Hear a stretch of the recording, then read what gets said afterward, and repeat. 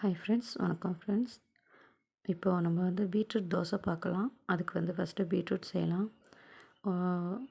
எண்ணெய் ஊற்றி கடுகு, கருவேப்பிலை, மிளகா, அப்புறம் பீட்ரூட் போட்டு நல்லா வணக்கிங்க ஃப்ரெண்ட்ஸ்.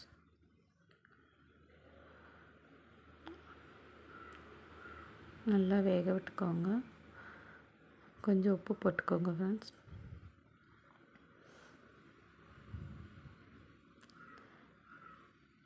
போட்டு நல்லா வணக்கிக்கோங்க. இது குழந்தைங்க நல்லா சாப்பிடுவாங்க. பீட்ரூட் தோசை அதனால் செஞ்சு கொடுங்க. இந்த மாதிரி நல்லா சாப்பிடுவாங்க குழந்தைங்க.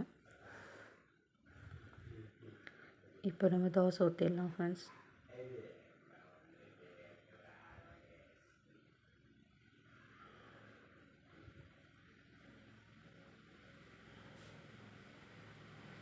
இந்த மாதிரி மாவு ஊற்றி அது மேலே நம்ம பீட்ரூட் போட்டு தடவி விட்டோம்னா பீட்ரூட் தோசை சூப்பராக இருக்கும். சாப்பிட்டு பாருங்கள். இதுக்கு அப்படியே மடித்து கொஞ்சம் கொஞ்சமாக பிச்சு சாப்பிட்லாம். சூப்பராகவும் இருக்கும்.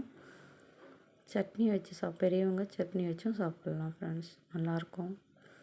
செஞ்சு பாருங்கள், சாப்பிட்டு பாருங்கள்.